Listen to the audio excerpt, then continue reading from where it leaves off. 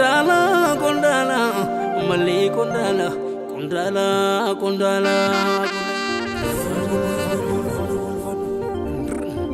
Urkonduringerar to kondala together Urkonduringerar to kondala together kondala together na dina biyarra khara Pitatiya to gota kanaf dina werera mali kondala miti Torara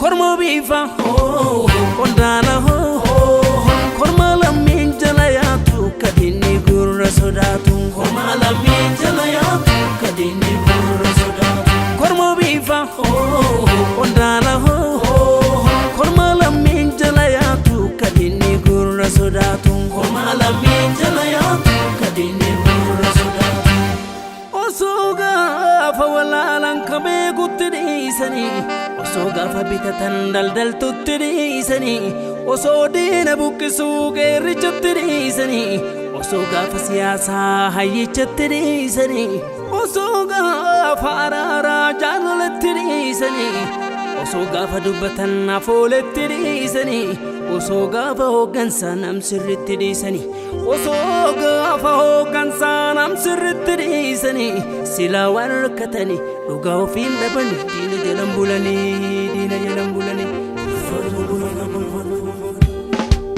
Kormo bifa kondala korma la minjala ya tu kadini gurra sodatu korma la minjala ya tu kadini gurra sodatu Rama sakala kutena gatonga ma patete ne magole nyate amalisa hamate kabab design jabate ake kobani Daman al-gabarami harkatu al-gabar se umu se radirse umamni se rajabse kana to dama kase korarite fagese chalchalanya ate kute kanaf daman kakate bitan koru lagate kora dangangalate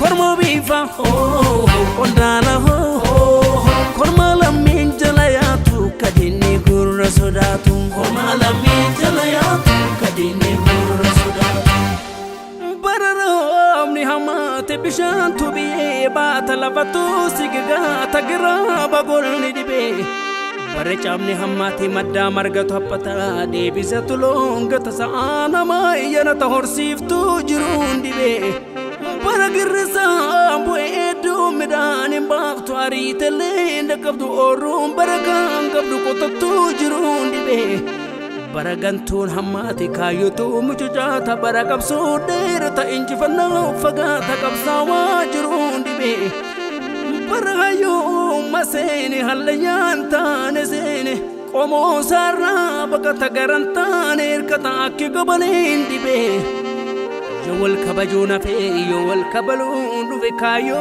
sama gubata wallala nuraj takayo sa gurgura takanaf dubbe nuribe kana tarkanu kabah dubbe chumna mani bachallisu namaguba kormo bifa kondala korma la minjala ya tu kadini gurra sodatu korma la minjala ya tu kadini gurra sodatu la fenya bona manatu tole kero korma bifa korma la minjala ya tu kadini gurra sodatu rigani gayanta tu tole kero korma bifa korma la minjala ya tu kadini gurra sodatu kotalubu sabamla tu korma bifa kondala korma la minjala ya tu kadini gurra sodatu desena rimenya tu tole kero korma bifa korma la minjala ya tu kadini gurra sodatu Sumaya yo sumabila namuri somayadir Sumaya yo sumabila namuri somayadir Keren kufa gabbina sumabila namuri somayadir Fafacha sun solbila sumabila namuri somayadir Titega chenata sumabila namuri somayadir Vibari sahanga sumabila namuri somayadir namuri somayadir namuri somayadir namuri somayadir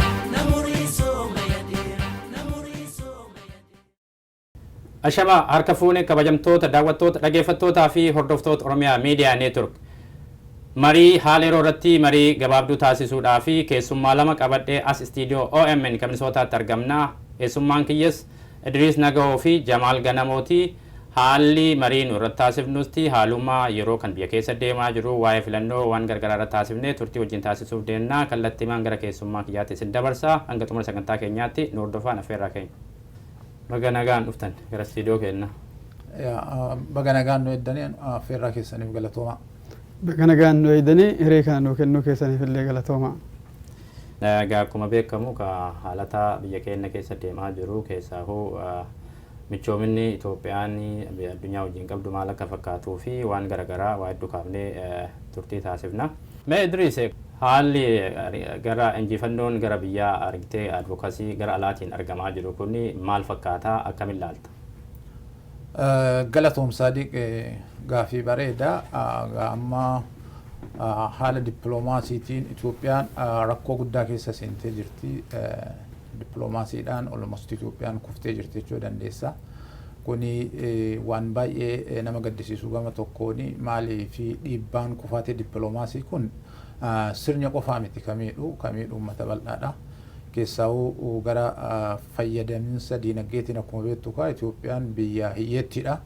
Biyya gargaarsa biyya alaatiin jiraattu baajata biyya sanii akka ol gargaarsa biyya alaatiin doggoomama. Kuni egaa dhimma fayyaa, dhimma wabii nyaataa, dhimma mana barumsaa, dhimma infraastiraakcharii yookaan dhaabbilee bu'uuraa baay'ee uummataaf barbaachisan ijaaruu keessattidha tajaajila ka kennu. Akkasumas dhimma sekuriitii biyya sanis ni gargaaru ture jechuudha keessaa warri biyya westarnii kun. Kanaafi gama diinagdeetiin dhiibbaan akkanaa kun qoqqobbiin biyya sana irratti gahuun uummata miidha, uummata biyya sanii miidha. Uummatni baay'een gargaarsa nyaataa barbaada, gargaarsa fayyaa barbaada, manni barumsaa, kellan mana yaalaa baay'een kanaan ijaaramaa, gargaarsa biyya alaa kanaan ijaaramaa. Kanaaf gara uummataatitti miidhama guddaadha. Gama biraatiin immoo mootummaan biyya sanii akkuma carraa ta'ee biyyi sun gara dimokiraatiitti ce'uuf deemti. Waan jedhamutu ture jijjiiramni 2018 eega dhufee as haa ta'u moonni sun hundi faallaa deebi'e.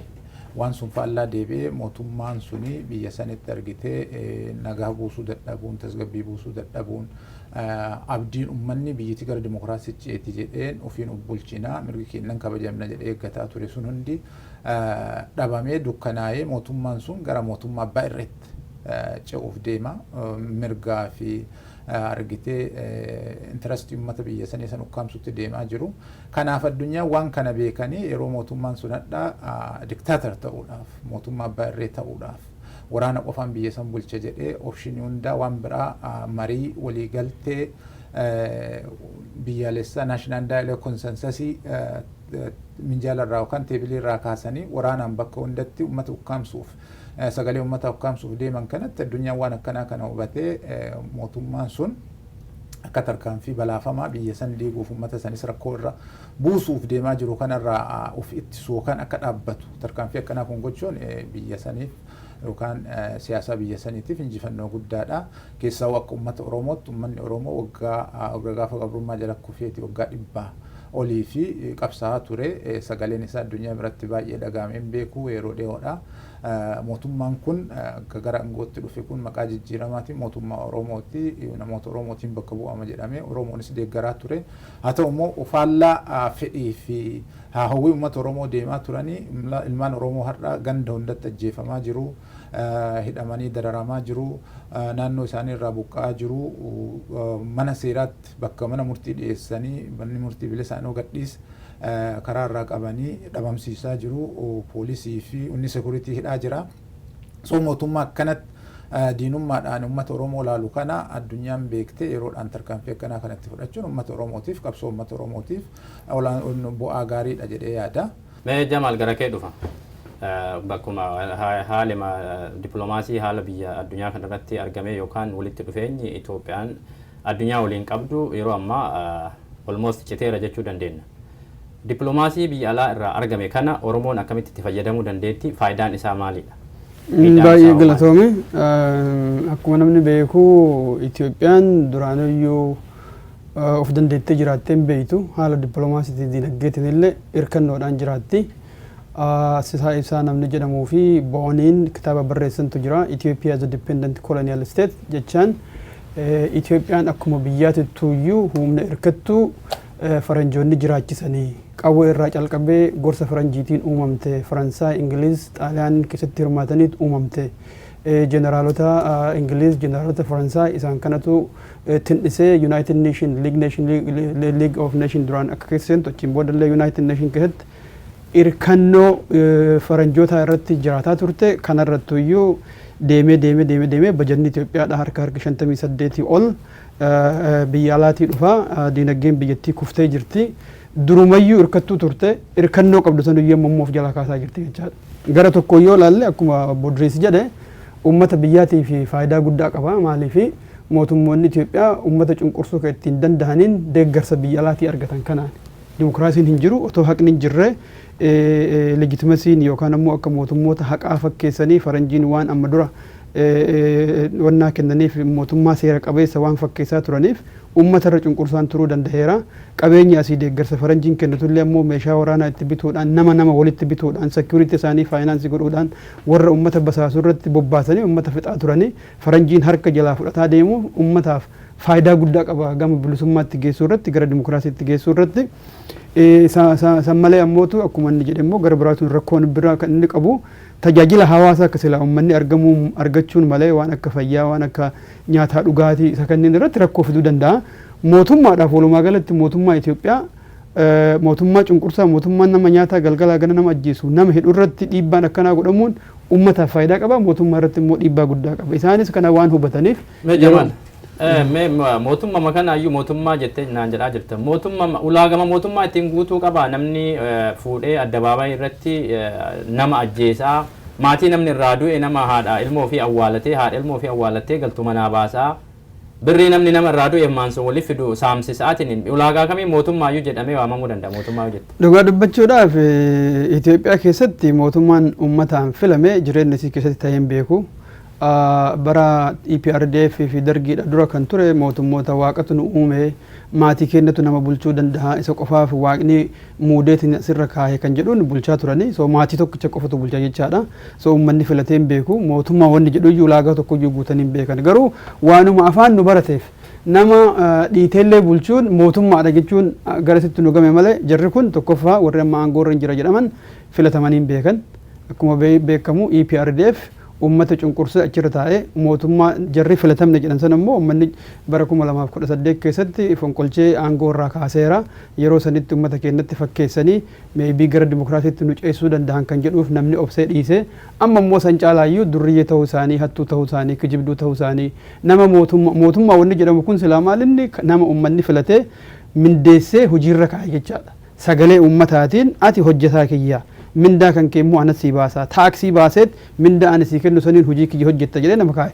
jarri kun kiraayiteriyaa akkasii ulaagaa akkasii illee guutan hin beekan illee beekumsa sanuyyuu hin qaban maaliif beekumsa sanuu hin qaban jaa hojiin mootummaa nama ajjeesuu miti hojiin mootummaa nama hidhuu miti hojiin mootummaa biyyarraa nama buqqisuu miti hojiin mootummaa lafarraa nama buqqisuu miti hojiin mootummaa mana namarratti gubuu miti hojiin mootummaa karaa ijaaruu mana barumsaa ijaaruu akka hawaasni guddatu akka hawaasni dagaagu godhuudha jarri kun gahema mootummaatu maal akka ta'e waan hin beekneef mootummaadha jechuun akkuma jette baay'ee nama dhibaa so hin guutan ulaagaa mootummaa jedhamu san irra guutuu miti karaa dippiloomaasiin kan jette san irratti bu'aan inni faayidaan guddaan qabu tokkoffaa uummata biyya alaa keessatti faranjoonni yookaan mootummoonni gurguddaan kun sagalee keenya akka dhagahan tattaafataniif hirkannoo guddaa ta'a sagaleen uummata keenya caalatti dhagahamaa deema uummanni biyya keessatti dararamaa jirus kaidhaa jirus mootummaan kun maalummaan isaa biyya alaatti beekamuun dhiibbaa inni godhu warraaqsi uummanni biyya keessatti godhullee gatii guddaa argataa deema so qabsoon teenna gara sila xumura gabrummaa kan amma isaan nurra ta'anii galgalaa ganama uummata bulchan kana gara xumuraatitti geessuu irratti akka malee baay'ee uummata gargaaraa kan jedhu nan mul'ata mootummaan ammoo baay'ee reeqqisuudhaa fi kufaatii irra gahu warri shiftaa amma achirra taa'e kunniin isa nama biraa shororkeessu kun shororkeessaa ta'uun isaanii beekamuun I think gara haqaatitti akka dhufnu baay'ee gargaaraa kan jedhu nan mul'ata. Galatoom Jamaal. Mee Idris karam odumaa kana keessaan baay'een bakkuma argitee dippiloomaasii amma Ameerikaan ciniintee qabdeerti biyya Itoophiyaa kana sadarkaa mallaqa liqiifaa dhiisiiti haga amma waan garaagaraa steepii maan itti deemaa jiran Kana ilaalchisee ammoo uummanni keenya kan yeroo dheeraa bifa garaagaraatiin dhuunfaan haa ta'u gamtaadhaan haa ta'u advokaasii dalagaa ture namni keenya yeroo akka dhuunfaatittis akka guruppiittis akka maatiititti illee namni waliin dhufee karaa waliin deemuun illee waa'ee biyya ofii itti ibsaatiin rakkinni jiru kana ibsaa ture. Wanna kan argachuudha waan amma gootu kana gochuudhaaf wanni sammarri xaaraa tureef Ameerikaan baatee nu haaloltu yookaan waan nu haa gootu fi miti nu jidduu bahaadha wanni advokaasiin wanni uummanni Oromoo irra dalagaa tureef wanni kun adda Ameerikaan sa'a isaan akkanatti gara maraa addunyaan Itoophiyaa cintee qabdee jirtutti uummata Oromoo keessaaf alaa maal godhuu qaba maaltu irraa barbaachisa? Gaaffii bareeda kun akkuma beektu amma Ameerikaa qofaa miti addunyaa guutuu biratti gama dippiloomaasiitiin mootummaan Itoophiyaa kufee jira. Foreign policy isaanii kufaadha jechuudha. Kuni Awurooppaa dabalatee hattaan biyyoota ollaatiin wajjinis hariiroo gaarii hin qabani.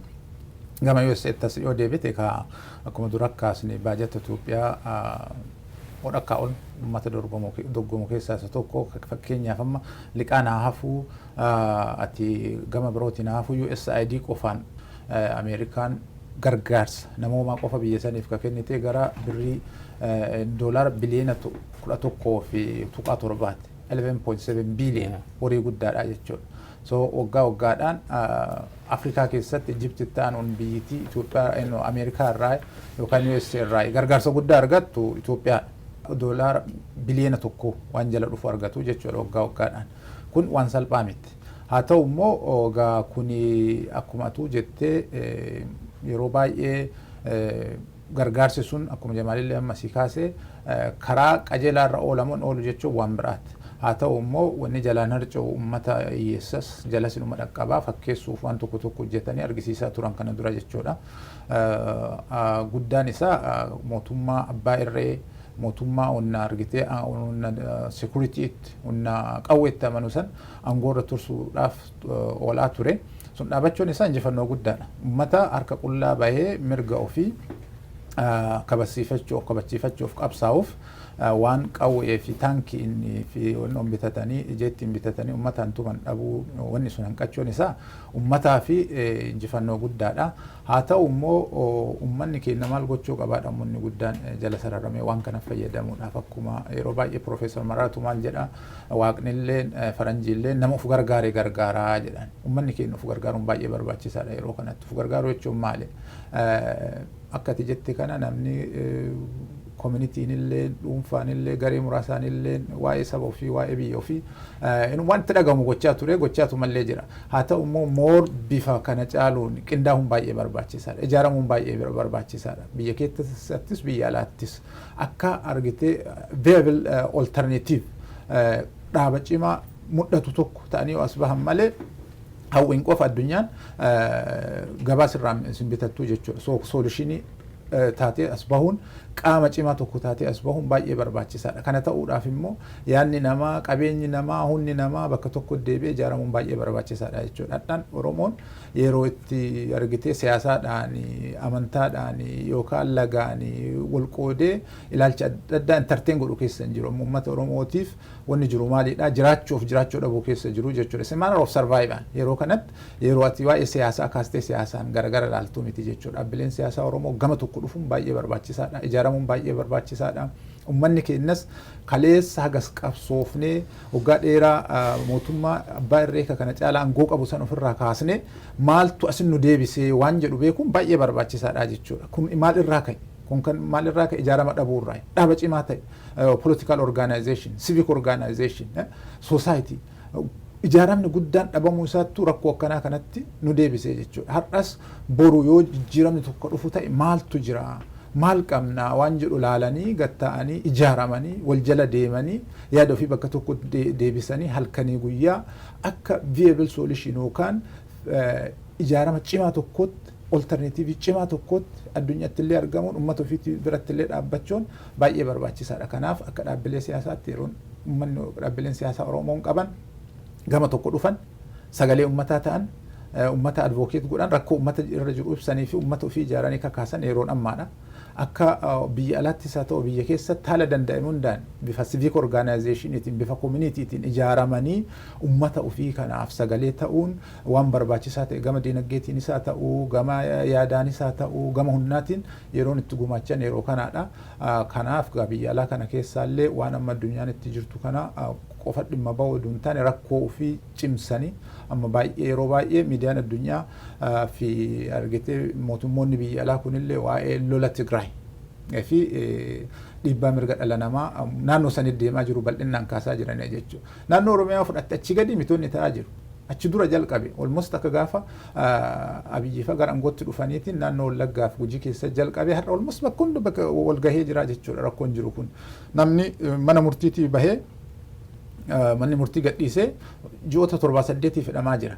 Mana hidhaa keessa nama fuudhanii nama seera jala jiru ajjeesaa jiranii jechuudha. Ati shaneedha jedhanii maali jedhanii maqaa taappellaa taargaatti maxxansanii bakka hunda nama ajjeesaa jiranii jechuudha.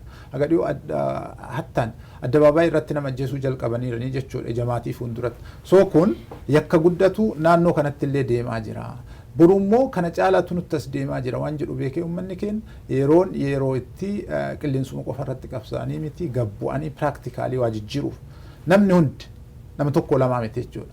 Anis gahee qaba jedhee namuu keessatti hirmaatee qabatamaan lafarratti jijjiiruuf balaa uummata as deemu kana hambisuuf yeroo itti iyyatanii yeroo itti wal bira dhaabatanii jechuudha.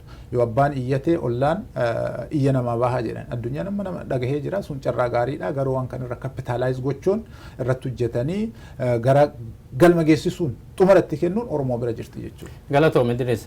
Mee Jamaal namni qaama mootummaa yookaan gorsaa mootummaa ta'e tokko haala yeroo alaabaa Ameerikaa balaaleffatu sadarkaa Itoophiyaanonni alaabaa Ameerikaa baasee gubuu qaba jedheetiin bahanii dubbatantu mul'achaa ture miidiyaa irratti. Namni kun gorsaa mootummaati nama lammii biyya biraati fakkeenyaaf Indargaachoo Tsiggee akkasuma hoogganaa paartii Izeemaati warroota nama filannoo fi biyya san deemaa jiru yookaan biyya san jeeqaa jiru jechuudha mootummaa wajjin.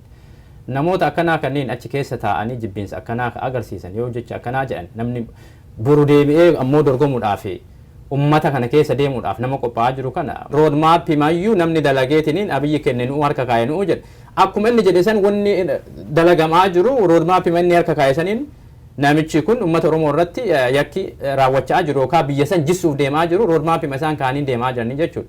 Kanaaf mee maal kanarratti wanti yaadni qabdu maal? Baay'ee galatoom. Adoonoo qabxii duratti Idris Kaasanin baay'ee irra deddeebinee booda irra kaasuun nurra jira. Oromoon maal godhuu qaba?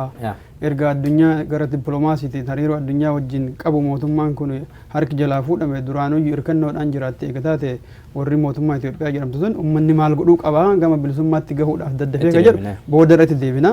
Isa amma kaafte kanatti wanta jechuun barbaada. Akkuma beekamu namichi Andaargaachoo Tsiggee jedhamu kun dur bara dargillee warra Eertiraa keessatti hirmaate yookaan mootummaa duulaa warra nama ajjeesanii jechaadha. Inni ihaappaa ture dargiidhaaf isaan ammoo walitti duulaa turanii ihaappaan boodallee gaafa wayyaaneen biyya keessatti galtellee akkuma warra ihaappaa kana bakka bu'ee wayyaanee wajjin aangoo irratti hirmaatee maqaa uummata Amaaraatiin warra aangoo irra ture jechaadha. Kana jechuun maa inni bakka teerorizimiin jiru biraa dhabamee hin beeku.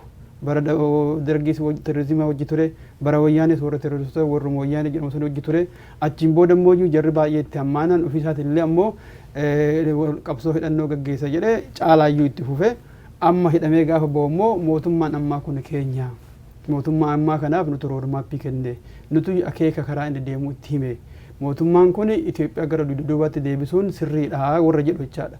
Fuula 60 barreessine Abiyyiif kennine gorsitoonni nuyi election board keessa namni mataa ta'e Burtukaan Miidhagsaadha jechaadha.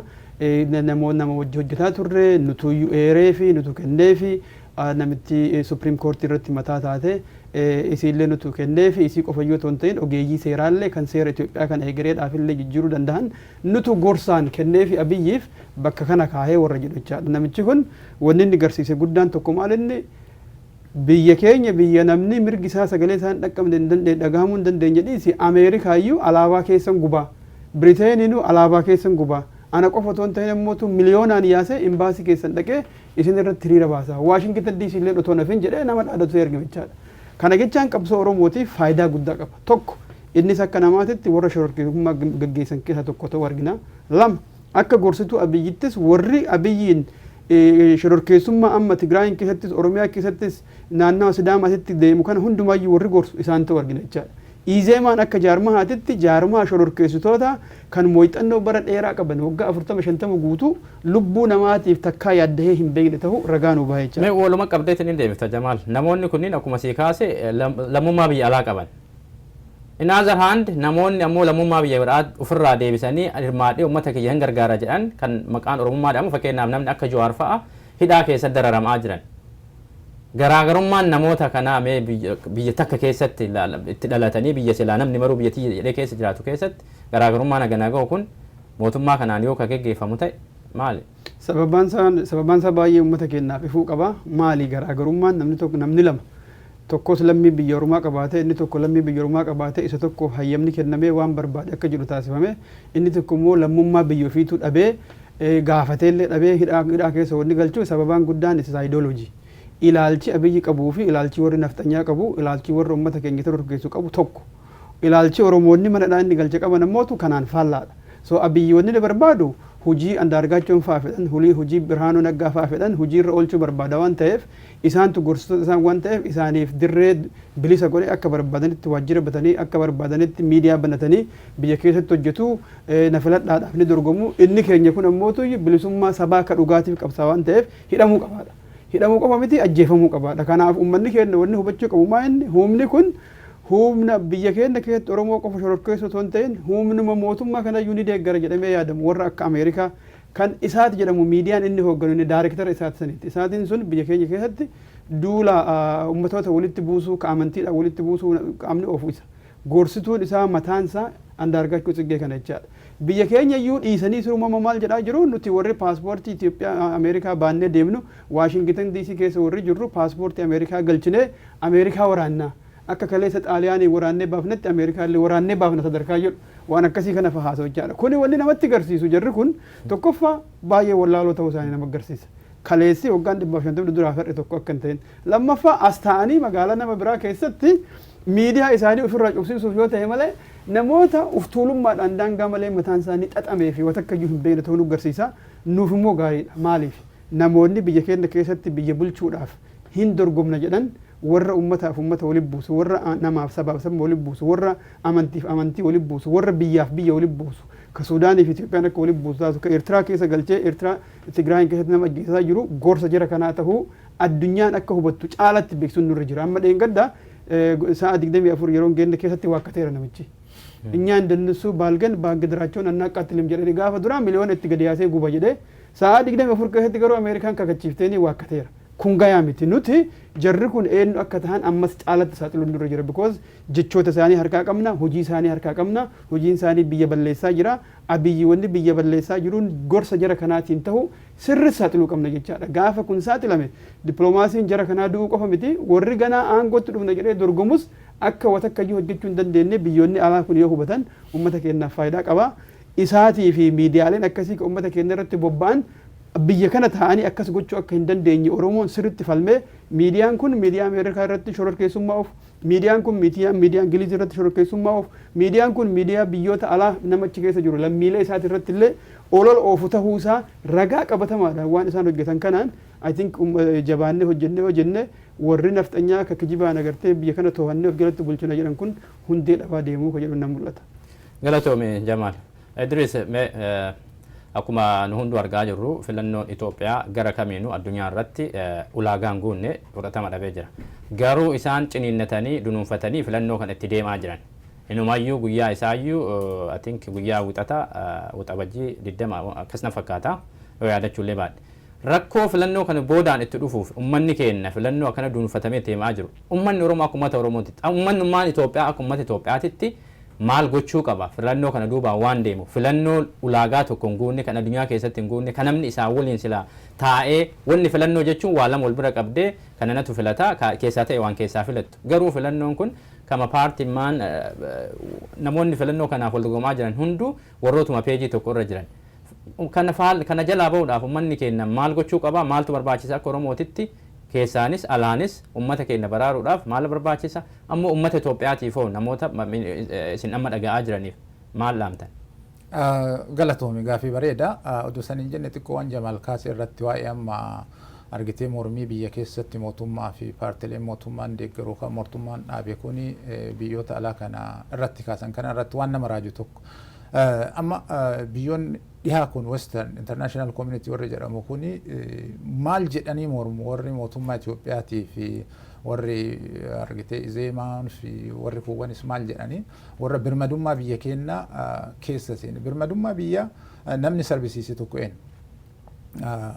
mootummaa amma biyya bulchu san jechuudha. Warra amma biyya bulchina jedhu san waraana biyya alaa affeeranii biyya keessa galchanii ummata lammii ofii ajjeesisuudhaan kumaatamaan ajjeesisuudhaan qabeenya mootummaa ka biyyatti sun kadhaa fi argitee ummata hiyyeessu qotee bulaa hiyyeessa irraa guurtee ijaarte hospitaal karaa faaktarii waan akkanaa kana barbadeessanii saamsisuudhaan mana qorichaa saamsisuudhaan nama dubartoota ummanni Tigraay akka wayyaaneedhaan bara duwwallolanii juntaa isaan jedhan sanii achi baanii duwwallolanii dhukkoo irraa kaasan rakkoon qabu magaalaa keessa bakka juntaan hin jirretti kumaatamaan nama ajjeesan jechuudha.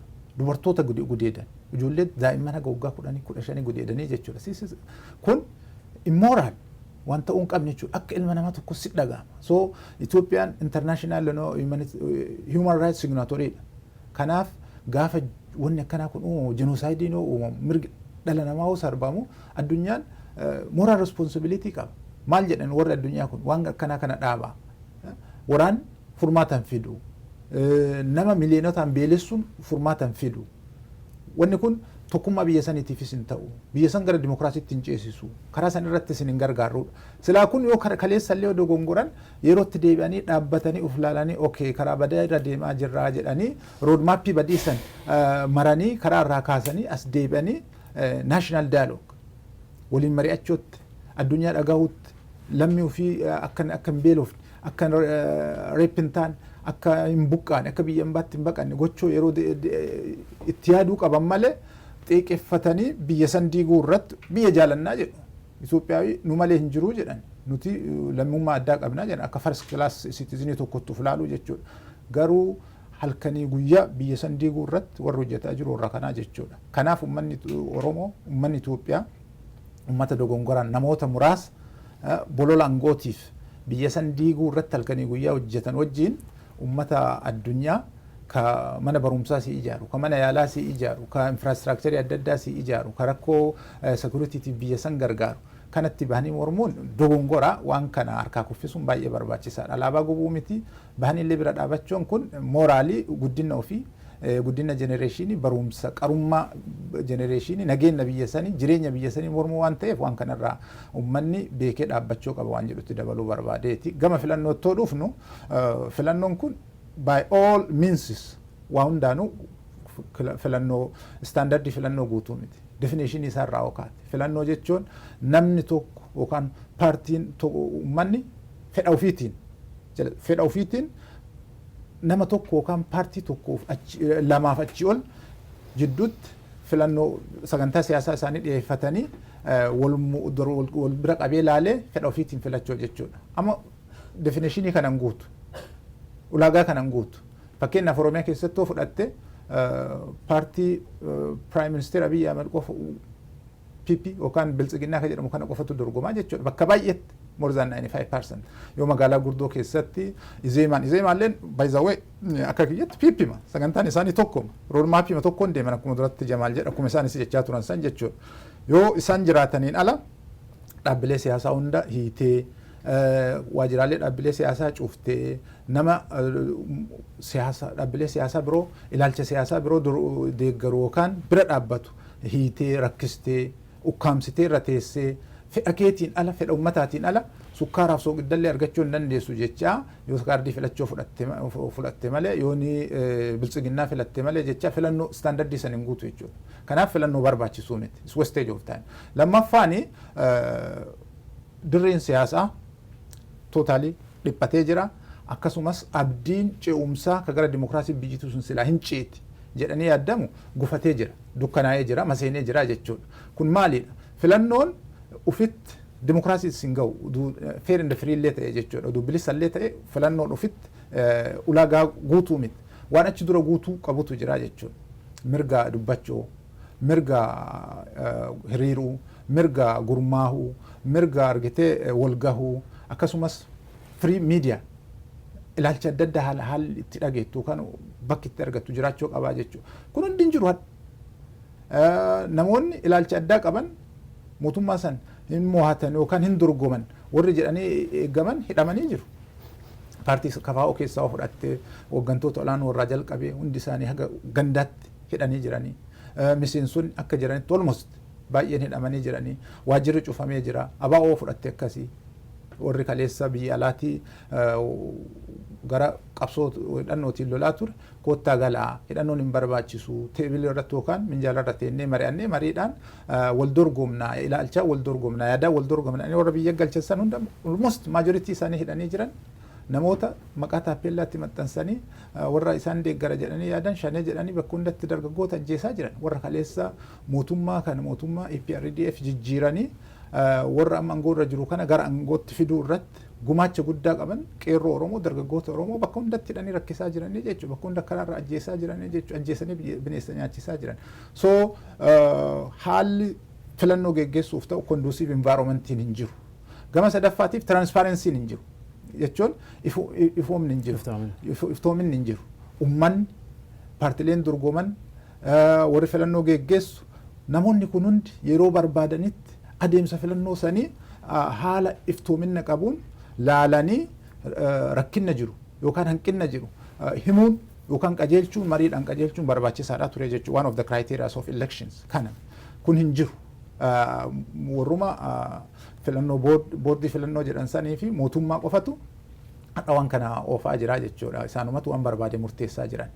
Fakkeenyaaf amma warra filannoo kana geggeessu the administrators warra taajjabu ramaduu irratti ga'een paartii siyaasotaa yookaan warra mormitootaa hin turre. Ufuma isaaniitii nama bakka barbaadanii fuudhanii bakka buusan fakkeenyaaf amma Profeesar Maraayinoo baay'ee maal jechaa ka jedhu dhagaa warra bakkuma isaan itti dhalatan illee hin beekne kaleessa gaafa yaadigii dura at least namootuma achi jiran wariinfaa bitanii yookaan nama ofii fuudhanii ilma baay'ee balu jettee beektaa filannoo kana taajjabu yookaan filannoo kana geggeessanii achi kaan. Har'a amma namoota 4,500 filannoo kana akka geggeessan filataman keessaa eessatti akka isaan dhalatan eessa akka isaan dhufan warri filannoof dorgomuu hin beeku paartileen siyaasaa hin beekan ummanni hin beeku waan kana mormuu hin dandeessu yaadatti kennuu hin dandeessu so transparency'n hin jiru jechuudha. Kabiraa immoo ilaalcha garaagaraa dhaga'uuf entertain gochuuf carraan hin jiru ukkaamamee jira ilaalchuma gama tokkoo qofatu jira jechuudha. Kanaafi walumaa galatti filannoon kun waan amma wanni sila bu'aan filannoo irraa ta'e hedduu maali? Wanni bu'aan filannoo irraa eeggamu nagaa waaraafa. Filannoo kana booda ummanni filatee fedha ofiitiin filatee nageenyi waaraa akka dhufu is okay. Amma wanni kun waan eeggamu miti. Lammaffaan amma nageenyi hin jiru. Filannoo dur biyya guutuu keessatti namni bakka hunda du'a. Gama tokko waraanatu jira, konvenshinal waraana jira, Oromiyaa keessa waraana deemaa jira, naannoo Beenishaangulii waraana jira, ummanni Tigraayitti waraana jira, filannoon hin geggeeffamu. Uffisni filannoo mataan isaa harka 50 gadi. Biyya tan keessatti parsentii 50 ol ummanni jiru filannoo irratti hirmaataa jiru jechuudha. Gariin isaa komaand poostii jala jira, kun waraana jira, kun rakkoo nagaattu jira jedhanii. Kanaaf uffisni filannoo even magaalotuma gurguddoo keessatti illee namni gabba'ee galmaahan jiru fedha ofiitiin silaa namni fedhaan galmaa'ee sagalee kennaami. Dirqamsiisaniitu kaardii filannoo fudhattan malee sukkaaran argattan, zayitiin argattan waan akkanaa kanatu jechaa ture jechuudha. Waan baay'ee nama raaja. Akkasuu godhanii namni gabba'ee galmaahan jiru. So kanaaf filannoon kun wastage of time nageenya waaraa fidaan jiru biyya san gara demokraasii ceesisaan jiru guddina dinagdee guddin tasgabbii biyya sanitti fiduuf hin deemu kanaaf waan yeroo isaa eeggatee miti bu'aa tokko illee hin qabu. Keessaahu ummanni Oromoo keessattuu fargaan jiru. Ummanni Oromoo keessattuu fargaan jiru. Ummanni Oromoo ummata biyya san keessaa yoo xiqqaate harka parsantii 40 ta'a. Ummata gara miliyoona 50 akkas hiiku. Akkuma beektu ka ummata dirqamaan na jaaladhu jettee hin ta'u ummanni kun paartiileen isaan filachuuf maajoritiin ummata filachuuf sila fedhan alternatiivii san karaa irraa kaasanii jiranii kanaafi filannoo bu'aa qabuu miti filannoo biyya san tasgabbeessuu miti ummannis yeroo kanatti rakkoon filannoo kana duubaan immoo maaltu as deemaa jira maaliif leejimensii san barbaada jarri kun du'ee bahee warri zeemaatiif warri mootummaan biyya bulchu kun waan jedhus ilaaluun baay'ee barbaachisaadha seera amma biyya kanattiin bulchan kana federaalizimii argitee sabdaneessaa kana karaa irraa kaasanii biyya san gara duraatti deebisnaadha wanni isaan cabaa caccaba filannoo kanatti halkanii guyyaa fakkeessanii waliin dhahanii seeruma kana barbadeessuuf aguma uummanni abdii uummanni biyya sanii sun argitee ofiin uf bulchina waan jedhu qabu kanuma dukkanneessuudhaaf halkanii guyyaa hojjechaa jiru biyya san balleessuu irratti hojjechaa jiru kanaaf waan kana beekee uummanni keenya waan filannoo kana yooma waan bu'aa guddaa irraa eeggachuun isin barbaachisu akkamitti argitee jireenyi keenya survival akkamitti survive goona waan jedhu irratti hojjechuun akkuma dura jenne ijaaramanii halkanii guyyaa hojjechuun barbaachisaadha waan jedhu. Galatoom Idris mee Jamaal akkuma Idris kaase kanaan dura think namni hunduu akkuma dhageettanitti guyyaa takka namni hoogganaa paartii Zeemaa ta'e Profeesar Biraanuu Naggaa yeezar politikaa daagim tamallisoo ayinooriin bazicha agarlaa jedhee dubbachaa jira waan jedhan san bakkaan ga'aa jiran maal jechuu barbaadeeti guyyaa I'm sure ati deeggaraa abaa'ollee ta'uu baatte yaadni ati qabdu yaada abaa'ooti Idris deeggaraa kafaa'ooti beekamaadha guyyaa lamaan dura baasonni yookaan dippiloomaatonni paartilee Oromoo abaa'ollee ta'ee kafaa'oo akkasuma ONLF fiinlee yaamanii haasofsiisanii marii taasisanii turan abaa'oof kafaa'oonis afaan tokkoon biyya kanaaf amma filannoo osoo hin taane kan barbaachisu national dialogue yookaan mootummaa ce'umsaa jechuudha biyyi kun nageenya biyya kanaa at least lubbuunuu namni survive ta'ee jiraachuudhaaf jedhaniiran wanni kun yoo ka ta'u ta'e national dialogue kun yoo ka uumamu ta'e yookaan mootummaan ce'umsaa kun ka uumamu ta'e bifa kamiin Oromoo jiddugala godhatee yookaan Oromoon jidduutti osoo bakka saniin ga'ini Oromoon uf qopheessuudhaaf waan san Oromoon paartii 4-2 ta'eeti miti national dialogue gaafa uumamu afaan tokkoon seenee irraa hirmaachee qooda fudhachuudhaaf hagam qophiin jira Oromoon keessatti. Baay'ee galatoomii otoo gama gaamii keenii kanatti hin dhufin gama waa'ee filannootii irraa xiqqoo waa jechuu barbaada akkuma namni martinuu beeku calqaba irratti saga tokko kaafnee turre Itoophiyaa keessatti filannoon yeroo adda addaa deemeera bara Haile Sillaasee deemeera bara Dargii deemee jira bara EPRDF deemee jira bara EPRDF amma isa jahaffaa jedhamu kunis kama EPRDF itti fufne jechuun waan biraan qabu so filannoolee deeman kanarraa sabni biyyisanii uummanni biyyisanii maal argataa ture maal miidhamaa ture kan jedhu ilaaluun baay'ee barbaachisaadha jechaadha. Fakkeenyaaf uummatuma Oromoo fudhachuu ni dandeenya erga impaarichi kun ijaarameen booda bara Haile Sillaasee irraa ka'ee yeroo hunda filannoon deemaa ture sababa filannoo saniitiin wanni tahe guddaan maalinni sirni nafxanyaa hundee gad ijaarataa deemuudha sirni nafxanyaa babal'ataa deemuudha diinagdeedhaan lafa bal'aa qabataa deemuudha Finfinnee keessa calqaba irratti Oromoon 100% abbaa biyyaa ture garuu immoo maqaa filannootiin otoo sirni cunqursaa dheereffamu otoo sirni gabrummaa dheereffamu Oromoon har'a harki 80 Finfinnee keessaa bahee almost % 20 deemee jechaadha kana jechuun maalinni filannoon Itoophiyaa keessatti gaggeeffamu otoo sabni tokko bilisa hin tahin otoo abbaa barbaadu inni filachuu hin dandeenye ka deemu kun martuu sirna cunqursaatiif sirna naamichaatiif saamichaatiif umrii dheeressuu malee uummataaf faayidaan qabu jechaadha bara Dargiitis kan tahe sanuma bara Wayyaanee sirumayyuu itti fageessanii Finfinnee qol bal'oo tana qofayyuu miti kiiloomeetira dhibba guutuu sidhaabuuf osoo hin taane buqqa'iinsa lafa Finfinnee irraa Oromoo buqqaasoo ka jedhu irratti master pilaanii irratti guyyaa madhaa kana wanni dhaga'aa jirru lafa bakka naannoo galma aadaa Oromoo jiddugala aadaa Oromootitti biratti lafa kiiloomeetira 40,000 ol ta'u Amaaraa Culture maal waan jedhamuutiif kenname bakka biyyi illee itti argamu naannoo sanitti kennamee jira saamichi lafaa kalee miti hadhallee osoo filannoon sunuu lijimees hin taane osoo filannoon sunuu hojiitti hin hiikamini deemaa jira waan jedhu kanallee akka uummanni hubannoo qabaatu. Kanaafuu uummanni keenya wanni hubachuu qabu maqaa filannootiin Oromiyaa keessattu maal tahaa ture waggaa 150 guutuu bara 5 bara 10 akkuma fedhanitti haa filani sirni nafxanyaa sirni gabroonfataa sirni saamichaa sirni dhamaasaa ka Oromoo wallaalchisu ka Oromoo uf wallaalchisu ka aadaa isaa gachisiisu ka afaan wallaalchisutu umrii dheereffate malee filannoo irraa waggaa 150 kana guutuu deemee Oromoon bu'aa buufate hin qabu. bara Wayyaanees arginee jirra maqaa filannootiin yeroo shanaffaa filanne jedhanii gaafa shanaffaatiin booda Finfinnee guutumattu kiiloomeetira dhibba reediyeesii hundumaan babal'ifne Oromiyaa guutuu Finfinnee goone maqaa federaala jedhuun nuti bu'aa irraa argachuuf deema kan jedhu umrii dheereffachuu turan qeerroon Oromoo itti ka'ee irraa buuse jechaadha. Ammas wanti deemaa jiru maalinni warri sirna nafxanyaa yaadu nuti maqaa filannootiin aangoo qabanne calqabanii yoo already akkuma jette otoo filamiin durayyuu kunoo amma Finfinnee kaleessa Oromoon Finfinneen handhuura Oromiyaati. Haadhaaf abbaa isiitiif deebuu qabdi jedhee kan uummanni keenya falmaa ture san warri nafxanyaadha nuti ristas mallaasheedha. Finfinnee wanni jettan hin jiru bararaa jedhamti kan jedhu ooradii olola oofaa turan sana har'a piraaktikaalii lafa hagas ga'u san Finfinnee keessattuu fudhachaa jiru jechaadha. Konstitushiniin biyya tokko yoo waliigaltiidhaan maajoriitii isaan fudhatee kiyya kana jedhee waliigale malee konstitushinii walii irratti namni waliigalee Itoophiyaan hin qabdu. Kana jechaan maal inni tokko konstitushinii diiga jedha inni tokko hin tiksa jedha. Waan heera hundee ka biyya tokko taasisuu irratti illee waliigaltiin hin jiru. Itoophiyaa keessatti seera irratti waliigaltiin hin jiru, aadaa irratti waliigaltiin hin jiru, seenaa biyyattii irratti waliigaltiin hin jiru. Itoophiyaa keessatti warri harkaa miila nama cire cinaa tokkoon goota biyyaati jedhee beekama, cinaa tokkoon ammoo lakki jirri kunneen jenosaayidariidha jedhee beekama. Seenaa irratti waliigaltiin hin jiru. Itoophiyaa keessatti eenyummaa biyyaa irratti waliigaltiin hin jiru. Itoophiyaan eenyuun fakkaatti maal fakkaachuu qabdu irra jedhu irratti warra afaan tokko, aadaa tokko, seenaa tokko, amantii tokko qofa fakkaachuu qabdu jedhu jira. Lakki mootummaa sabaaf sablammoota fakkaachuu qabdu irra jedhu jira. Kanaaf Itoophiyaan dura biyya taatee hin jiraanne hagamma. Biyyayyuu hin taane jechaadha. Biyyan tahin ammootu filannoo irratti gaggeessite mootummaa ofii malu isiin malu filachuu hin dandeettu. Mootummaa qabaachuudhaaf dura biyya irratti waliigaluu qabda. Mootummaa filachuudhaaf dura heera irratti waliigaluu qabda. Mootummaa filachuudhaaf adeemsa filannootiif waan ta'u seerota kanneen guuturra waliigaluu qabda. So Itoophiyaa in its history wanni filannoon isii milkaa'uu dhabeef ulaagaalee gurguddaa dura guutamuu qabu kanatu hin guunne.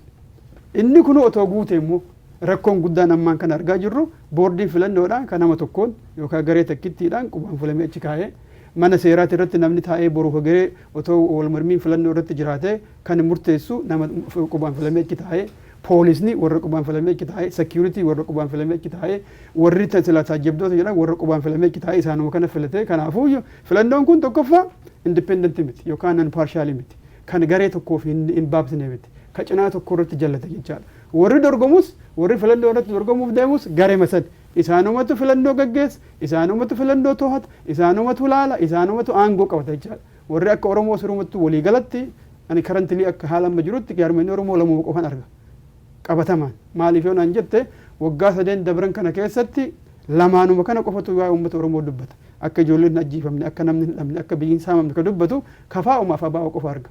Warri duroo biraan kabdu biyya kana alaatti beeknu har'a mootummaa wajjin kiisii isaa keessa galeera natti fakkaata. Kuuwwan jaarmaa jechuudhaaf amma baay'ee na rakkiseera jechaadha lamaanuma kan arga. Lamaan kan ammootu akka isaan filannoo keessatti hin hirmaanne walumaa galatti waajjiroota isaanii cufanii hooggantoota isaanii hidhanii deeggartoota isaanii hidhanii kaan ajjeesanii kaan saamanii filannoo keessaa dhiibanii baasanii jiru. Kana jechaan Oromoon nama bakka isaa bu'ee inni filatu hin qabu. Akkuma uummataatittu nama nuti hoogganaa keenya boru nu bulchuu danda'a biyya keenyaaf nu tola jennu sabni keenya harka baasuuf hin qabu. Which means filannoon kun nullaadha. So addunyaatti wanti nu himuu qabnu maalinni nuti filannoo kana keessa hin jirru mootummaan dhufuus karaa kanaan mootummaadha jedhee uf labsu shororkeessummaa amma deemu kanaa fi seenaa Itoophiyaa keessatti baratame ka itti fufu malee Oromiyaa keessatti filannoo saba keenyaaf tahuu miti jennee addunyaatti barsiisuun sirrii nurra jira jechaadha. Kana malee illee ammoo uummanni keenya akka filannoon kun disrupted ta'u akka duraanuu kufee jira fashaleera isaanuu yeroo lamaa sada harkaa kufee jennaan dhedheeressaa jiru caalatti immoo otoo filannoon kun guyyaan isaa hin dabrin warraaqsi uummataa biyya keessattis biyya alaattis ka'uu qaba jechaadha. Warraaqsi diddaan itti baha filannoo kanaa waa'ee itti bahanii filannoo kanaa wanni deemuuf sirna nafxanyaa biyya Oromoo irratti diriirsuudha. Oromiyaa bakka 10 bakka 8tti diignaa kan jedhu warra karooraan deemaaru afaan Oromoo mana barumsaa keessaa haqamee bahuu qaba maaliif kuni karoora wayyaanee ture wayyaanetu Oromiyaallee ijaare wayyaanetu afaan Oromoolle akka baratamu godhe wayyaanetu afaanotaa fi aadaa saboota biraallee hayyame wayyaanee juntaa jedhamtu san balleessinee jirra warri kunniin ammoo warri akka Oromoodhaa warra qawwee qabuu miti waan humata akka gochuu hin danda'anii kanaafuu istiraakchara Oromiyaallee ni diignaa mootummaan ammoo maqaadhaaf Oromiyaa jedhamu kun caffeen kunis ni diigama Itoophiyaa akka ofii barbaannetti riijinaalii maqaa naannootiin addaan kukkunnee federeeshinii akkasii barbaachisaa aadaa Oromoo wanni jedhamu kun afaan Oromoo wanni jedhamu kun walqixxummaa amantii wanni jedhamu kun walqixxummaa sabaa wanni jedhamu kun Itoophiyaa diigaa jira. Kanaafuu Itoophiyaa dandamachiisuudhaaf tokkicha qofa irra deebinee aadaa takkitti afaan takkitti amantii takkitti duraanii kanu barbaannu kana hawwinu kanu gusoonni nu ijaaran sanii deebuu qabna irra jedhutu filannoof deemaa jira. Kun ammoo uummata biyya sanii harka 90 bakka bu'u kanaaf ummatoota biraallee kakaasuudhaan addunyaa beeksifnee filannoon kun filannoo nuun maluu miti nuuf ta'ullee miti filannoo balaa fi badii qofa fidu kan jedhuun hawaasni keenya biyya alaatti beeketti illee akka mormatu akka ka'u gochuun nurra jira kan jedhu jechuudha. Galatoome Jamaan. Idris mee amma waa'ee filannoo keessaa baanee artist Haacaaluu Hundeessaa mucaan qacalees beekamaan kan Oromoon jaarraa 21 keessatti argamte ka osoo hawwii isaa yookaan bakka hin ga'in gadheedhaan addunyaa irraa wareegame baatii 11 keessa jira. Waggaa tokko ta'uuf deemaa jira. Duuti Haacaaluu dhagaa tokkoon simbira lama akka jedhan san Haacaaluu ajjeesanii hayyoota Oromoo nama silaa Oromoon hin qabne jettu kaan hidha guuranii kaan karaa garaagaraatiin wareegaa turan ajjeesaa turan. Kana biraayyuu haxxi Haacaaluu hin argamne waggaa tokko ga'uuf deemaa jira. Oromoon Haacaaluu ilma sabaa kana kan sodaa tokko malee gaafa silaa wayyaaniin akkasitti taankii fi baankii harkaa qabdu baay'eetiin namoonni kun akka garangoo dhufaniif shoora olaanaa taphate bifuma kamiin yaadachuu qabdi. Shaama maqabsiisanii baanii yaadachuu qabammoo haala Haacaaluutiin sababeeffamee dhugaa Haacaaluuta dhokamtamte Oromoon karaa kamiin keessaa alaan baatee deebisuu qabdi. Yaanni kun ammoo bal'inaan yeroo qabne irratti waan mari'annu ta'a. Akkuma uummanni hubannoo fudhatuuf kaasee mee akkamitti ati akka rogeessa Oromoo tokkotti maal godhuu qaba Oromoon nama isaa kanaaf Galatoomiyyaa Haacaaluun ilma sabaati. Nama jenereeshinii keessatti yeroo tokko argamu artistii qofaa miti, aktiivistii qofaa miti, all rounded nama addaati. Nama akkana Oromoo dhabsiisan jechuudha. Wareegamni Haacaaluu Oromoo cabse. Dhugamatti Oromoo ta'ee wareegama Haacaaluutiin hin gaddin ittiin dhagahamin hin jiru. Waan baay'ee nama gaddisiisu. Har'alleen ani Haacaaluun du'eera jedhee amanuun baay'ee sitti ulfaata. Inni garuu du'e amma argitee waggaa tokko ga'uuf deemaa jira. Biyyoon itti salphattu maatii isaatii Rabbi jajjabinna haa kennu. Haa ta'u immoo haalli Haacaaluun itti wareegamee fi haalli haqa isaallee baasuudhaaf achi asii itti deemamaa jiru waan baay'ee nama gaddisiisu, waan baay'ee nama aarsuu, nama xiiqessuu jechuudha. Haacaaluun kaayyoo irratti wareegame. Haqa Haacaaluu baasuun inni guddaan kaayyoo inni irratti wareegame san galmaan ga'uuf halkanii guyyaa hojjechuudha. Xiiqiin hojjechuudha. Waan inni irratti du'e san, waan inni wareegame san galmaan gahuuf qabsaa'uun, waan san irratti tokkoomuun, waan san irratti cichuun baay'ee barbaachisaadha. Gama biraatiin akkuma ati jette egaa dhimma jecha isaa qorachuudhaaf jedhanii mana murtiitiin proosiijarii deemaa ture, piroosesii deemaa ture jedhantu ture. Wanni sun dhugamatti uummata Oromoo irratti baacuu, uummata Oromoo irratti qoosuu, goota gasgoosan Oromoo dhabsiisanii Oromoo tuffachuu, Oromoo ajjeesuu ta'uu isaa argitaa jechuudha. Maaliifi namoota waan sana irratti hirmaatan yookaan shakkamanii qabaman nama qaamaan bira jiru mana murtiitiin gadhiisanii jiru. Wanni sun murtiin tokko kennamee hagadhaa wanni uummatatti ifa ta'een jiru. Adeemsa isaa irraa namni baay'een warri jala bu'insaan biyya keessaallee hordofan warroota argitee xabaqoota yookaan abukaatota seeraallee namoota hedduun dubbisnaa akkasumas maatii irraallee kompileenitu ka'aa. Walumaa galatti adeemsuma isaa yoo laaltu baay'ee waan baay'ee nama onnoo jedhu jechuudha. Haacaaluun du'a lama du'e. Tokko nama Oromoof kaleessa Arakkiilutti sintu aane jedhee wayyaanee gaafa akkuma ati jette baankiif taankii harkaa qabdu inni akkasiisan qabdu bakka biraatti miti galma miiliiniyeemii Finfinnee keessatti sirbee waan tokko nama duubatti hin deebineedha.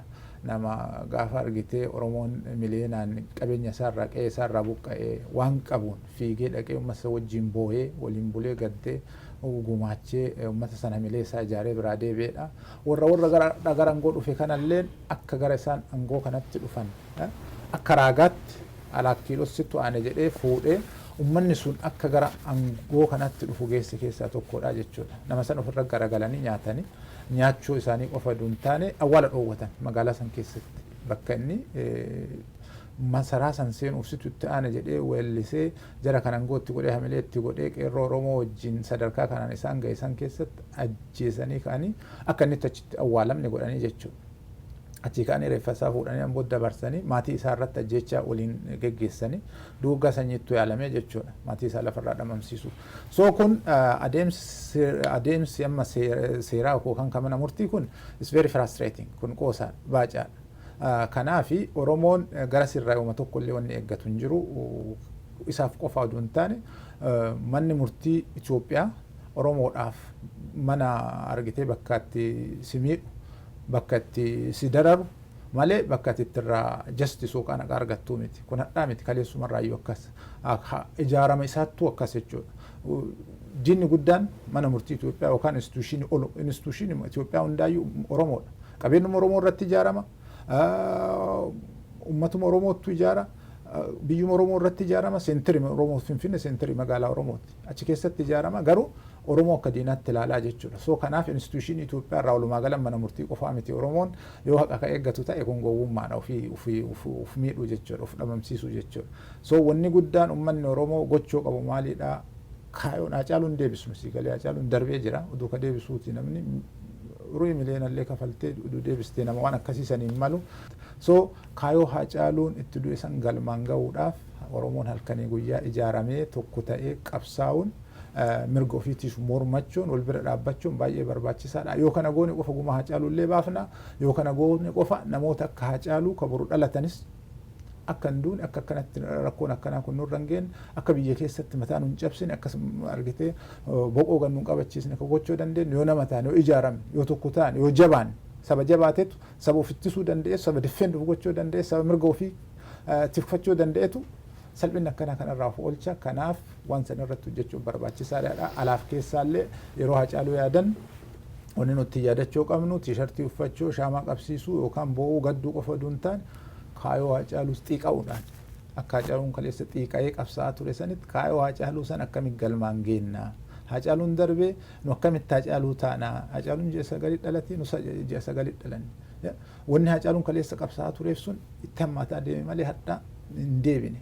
Gaafiin sun tokkollee hin deebine. Kanaafuu waan san galmaan gahuudhaaf maal gochuu qabna? Anarraa maaltu eeggama? Sirraa maaltu eeggama? Walitti dhufnee maal gochuu qabna waan jedhuun bifa xiiqiitiin bifa waan san fuuldura tarkaanfachiisuun ta'uu qaba waan jedhutti dabaluu barbaada. Galatoome Idris Jamaal yeroon kennallee gabaabachaa jira. Wooma amma Hacaaluu akkuma ammaan hunduu keessa deemnee kaafne kanarratti guyyaan kun waggaa tokkoffaa kana Hacaaluun gaafa Jawaar Amboo kan deeme imimmaan inni boo'aa ture san namni maroo argani wanni isa boochise kalee obboleen isaa isa biraa wareegaman haqatana fiduudhaaf wareegaman dhugaan Oromoota argamte jedheetiniin san yaadatee boo'aa ture. Uummata santu as garagalee isa nyaate nama inni gaafas ammatee isaa diina irraa eegaa jiru san akka taajaa isaan ta'en akka waal isaan ta'an akka imimmaan isaan buufne qabanii namoota Hacaaluu jaalatan maqaa saniin karaa itti godhatanii mana hidhaatti dabarsan. Uummanni Oromoo keessaahuu dargaggeessi Oromoo guyyaa Hacaaluu wareegama Hacaaluu kana bifa kamiin yaadachuu qabaadha. Yaadanni shaamaa qabsiifnee tiishartii godhachuu qofa osoo hin taane sababaa kaniin karaa akkamiin kaanee socho'uu dandeenyaadha.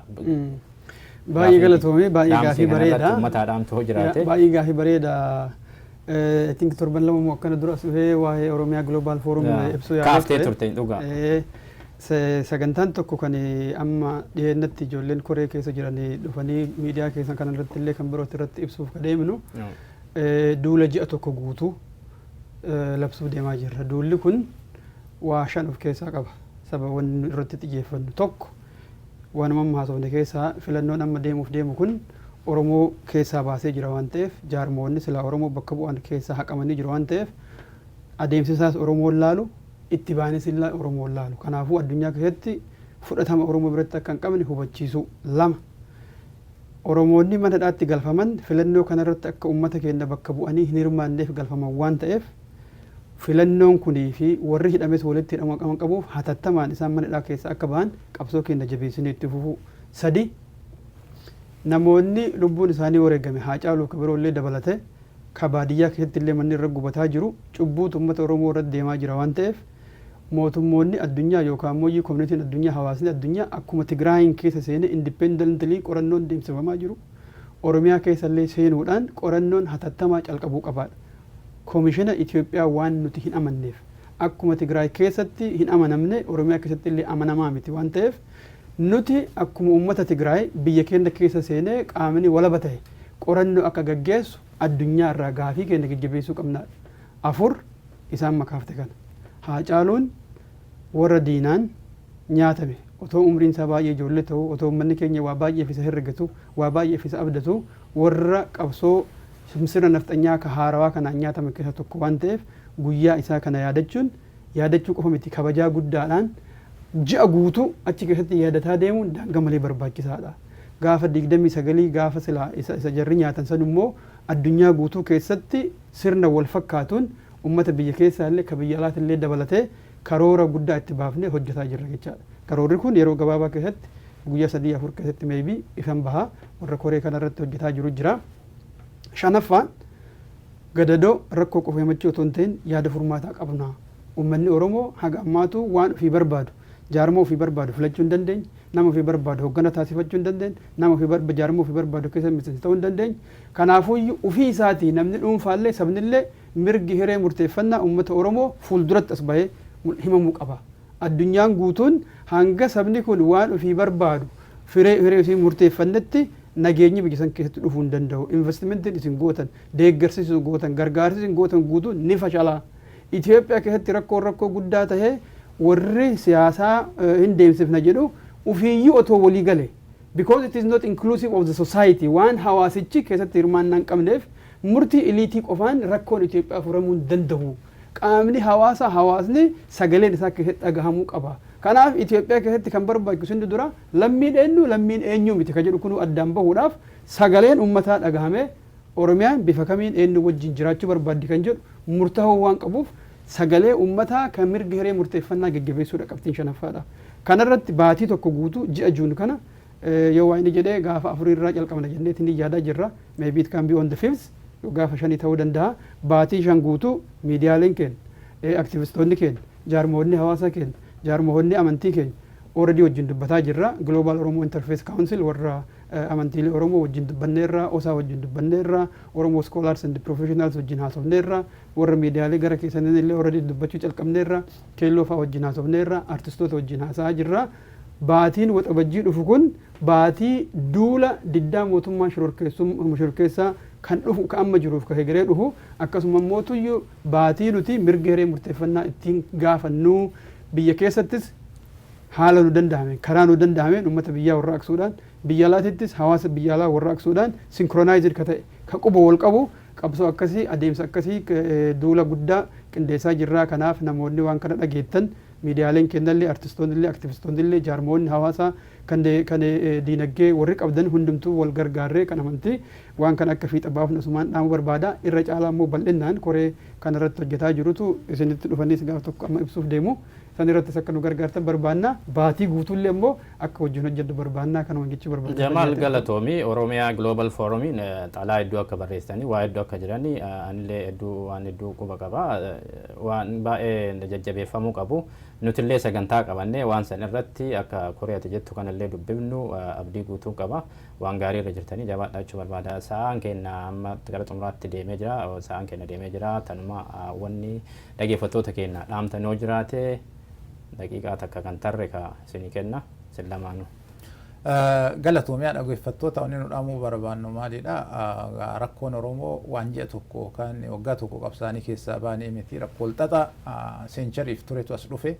Kanaaf haalli amma jirru kun yeroo itti argitee amantaanillee dhaabbaanillee siyaasaanillee wal qoodanii miti tokko ta'anii yeroo argitee jiraachuudhaaf sarvaayivaaliif hojjetan waan ta'eef warri biyya alaatii dhaabbata adda addaa civic organization dhaabdanii hojjettanis uummanni biyya keessaa qabsooftanis warri siyaasaa keessa jirtanis namni hunduu yeroo gara tokkotti dhufanii afaan tokkoon humna tokkoon qabsaa waan ta'eef wal bira dhaabbachuun waan hojjetan hunda iffartii duppilikeet godhanii humna hawaasaallee bakka hedduutti jechuun hin barbaachisu. Waan hojjetan irra gara tokko dhufanii tokko ta'anii luunca'anii hojjechuun baay'ee barbaachisaadha.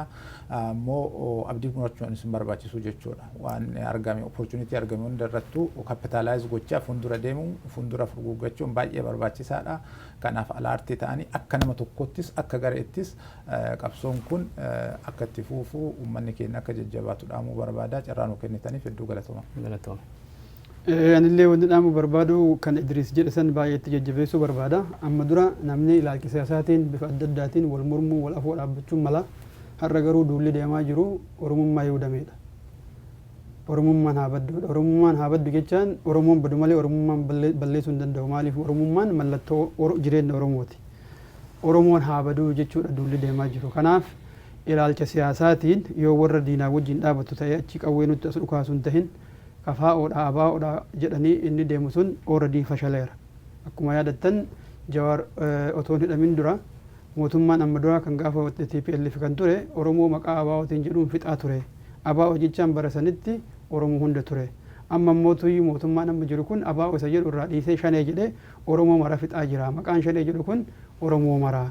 Dhiyeenya kana akkuma namni hundumtuu yaadatu mootummaan shororkeessaa Abiyyi aadaa dur qabutti fufee shaneen shororkeessaadha waan jedhu kana uummata Oromoo guutuutti maxxanseera. Kanaaf wanni deemaa jiru Oromummaa balleessuu waan ta'eef KFO deeggarte ABO deeggarte miseensa taate ta'uu baatte Oromoo ta'uudha kan hojjetaa jiraniif waan ta'eef qaamni hawaasa keenyaa martinuu afaan tokkoon sagalee tokkoon akkuma diinni sagalee tokkoon duratti bobba'uuf muratee ka'ee nutis wal qabannee biyya keessallee ka jiru ka biyya alaallee jiru afaan tokkoon addunyaallee utuu burjaajessin dippiloomaasiif advookasiin kennas gama tokkotti hiriirri kennas quuqa wal qabeenyaan akka ta'utti jaarmoota siyaasaa keessattuu Oromoo wanni hubachuu qabu yoo koominitiin keenya baay'ee of jabeesse jaarmoota siyaasaa ukkaamsuun mala rakkoon siyaasaa immoo furmaata argatuun jaarmaa siyaasaatiin jaarmoota siyaasaa ajjeesaa deemaa furmaata siyaasaa fiduu waan hin dandeenyeef jaarmoota siyaasaa uummata keenyaaf hojjetan caalatti jabeessaa deemuun nurra jira. Mootummaa ka ta'u civic institution miti. Ameerikaan 1.5 million civic institution qabdi. Garuu tokkichi isaatu aangoo siyaasaatiif dorgoman beeku. Nu keessattis jaarmoonni lamaan qabnu kun akka isaan jabaatanii mootummaa humna qabu akka nu tahan jaarmoota kanneen jabeessuu irratti baay'ee hojjechuu qabna, wajjin hojjechuu qabna kanuman dhaamuu barbaadan illee fayyaa ta'uu ulfaadha. Galatoomii Jamaalii fi Idriisii waamicha keenya kabajjitanii istuudiyoo keenyaa deemtanii dhufuudha maqaa OMNtiin galatoomaa akkasuma waan godhaa jirtanii gara dhuunfaatiinis akka jaarmiyaatitti wanni godhaa jirtan hedduu waan nama boonsuu jajjabaadha akkanuma deemnee waliin mari'annaa galatoomaa isin jedha. Baay'ee galatooma. Carraa kana nuu kennuuf baay'ee galatooma. Hedduu baay'ee galatooma wanni hojjennu martinuyyuu yoo isin uummatatti ifa baaftan caalatti jabaata waan isin hojjettan nutillee uummata keenyaa yoo genne nu martuu tokko maatii tokko waliin hojjechuun akka malee barbaachisaadha baay'ee ulfaadha galatoomaa isin jedhaanis. Galatooma. Kabajamtoota daawwattoota dhaggeeffattootaa fi hordoftoota Oromiyaa Miidiyaa Neetwork turtii rogeeyyii Oromoo Idriis Naga'oo fi Jamaal Ganama wajjin taasifne kanumaan goolabnaa sagantaa OMN kanaafan wajjin turtii gaarii anis kan marii wajjin taasisaa ture Saadiq Nigoo ogeessa kaameraa Amrullaa Xaaroo wajjin ta'uudhaan